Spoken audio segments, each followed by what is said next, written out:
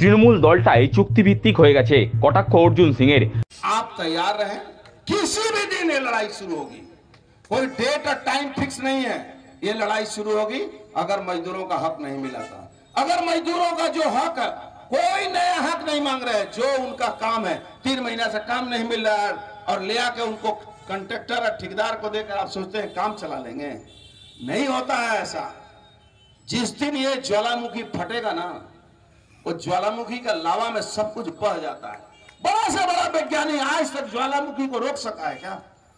कितना बड़ा विज्ञान डेवलप हो गया, कितना डेवलप हो गया, कोई चांद पर गया, कोई मंगल ग्रह पर गया, लेकिन एक चीज बताइए तो, लावा जो ज्वालामुखी के जो विस्फोरण को किसी ने रोक पाया? नहीं रोक पाता। তৃণমূল দলটাই চুক্তিভিত্তিক হয়ে গেছে। মঙ্গলবার বিকেলে জগদ্দলের অ্যালায়েন্স জুট মিল গেটের সভায় বক্তব্য রাখতে গিয়ে এভাবেই শাসক দল তৃণমূল কংগ্রেসকে তীব্র কটাক্ষ করলেন ব্যারাকপুরের প্রাক্তন সাংসদ অর্জুন সিং। একাধিক ইস্যুতে অ্যালায়েন্স জুট মিল গেটে জুট টেক্সটাইল ওয়ার্কার্স ইউনিয়নের তরফে সভার আয়োজন করা হয়েছিল। উক্ত সভায় বক্তব্য রাখতে গিয়ে শ্রমিক নেতা অর্জুন সিং বলেন, তৃণমূল দলটাই চুক্তিভিত্তিক হয়ে গেছে, পুলিশ চুক্তিভিত্তিক হয়ে গেছে, হাসপাতালও চুক্তিভিত্তিক হয়ে গেছে, এমনকি শ্রমিকরাও চুক্তিভিত্তিক হয়ে গেছে। তৃণমূল পুরো পার্টিটাই তো কন্টেক্সুয়াল হয়ে গেছে, জুট মিলটাকে কন্টেক্সুয়াল করে দিয়ে, পুলিশ কন্টেক্সুয়াল, হসপিটাল কন্টেক্সুয়াল, রুগীকে দেখার লোক কন্টেক্সুয়াল, ওষুধ কন্টেক্সুয়াল হয়ে গেছে, ওয়ার্কারও শ্রমিকের হক যদি বাধা পড়ে শ্রমিকরা বলে জবাব দেবে। বললাম তো জ্বালামুখী আছে জুট মিলের শ্রমিক, এই জ্বালামুখী বিস্ফোরণ কোনো বৈজ্ঞানিক আটকাতে পারেনি। এই জ্বালামুখী বিস্ফোরণ হবে তখন এইরকম ম্যানেজমেন্টের কি হাল হবে, আর এদের দালাল যে এদেরকে যে বাঁচিয়ে রেখেছে তৃণমূল, তার কি হাল হবে দেখ। তার অভিযোগ, কোনো কারণ ছাড়াই অ্যালায়েন্স জুট মিলের শ্রমিকদের গেটের বাইরে করে দেওয়া হচ্ছে, ঠিকা শ্রমিক দিয়ে কাজ করানো হচ্ছে। শ্রমিক নেতার আরও অভিযোগ, শ্রমিকদের পিএফ এর টাকায় বন্ড কেনা হয়, অথচ বন্ডের বেনিফিট শ্রমিকরা পাচ্ছেন না। পিএফ অফিস এক যাচ্ছে সুধার করতে, সুধার করলে এখানে দিয়ে দিচ্ছে, ওকে বসিয়ে দিচ্ছে, কাজ দিচ্ছে না। দ্বিতীয় হলো এখানে বিনা চার্জশিট, বিনা সাসপেন্ড, বিনা বেনিফিটকে তাকে মিল থেকে বের করে দিচ্ছে। ওয়ার্কারদের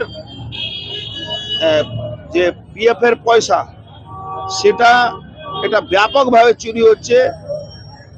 পিএফ এর টাকাগুলো বন্ড কেনা হয়, এখানে বন্ডে ব্যাপকভাবে এই ম্যানেজমেন্ট চুরি করছে।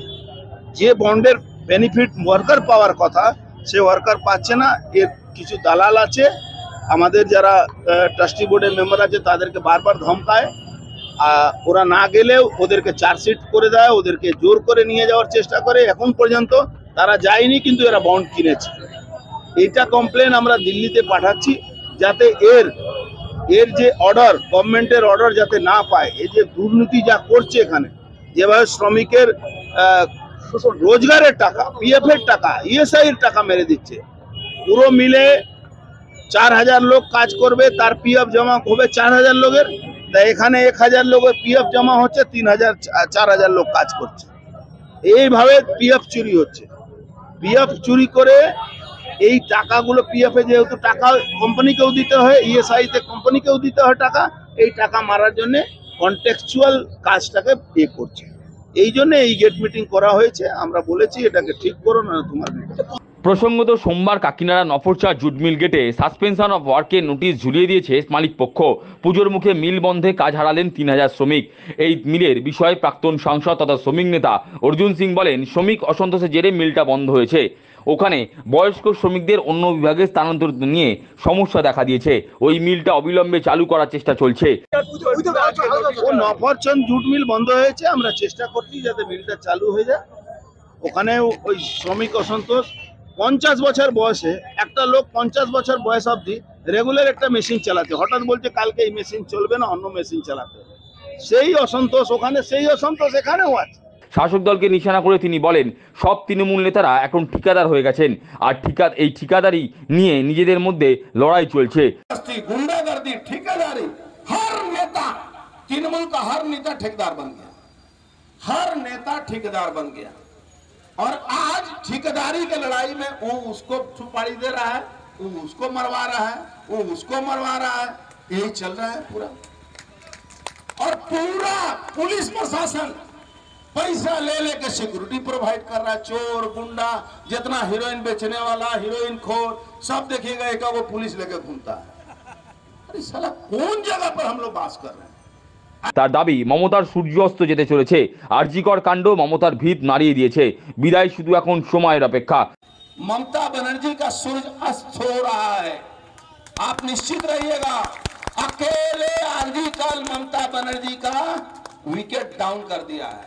अब समय की अपेक्षा है, समय कब आ जाए और लोग तैयार बैठे हुए हैं।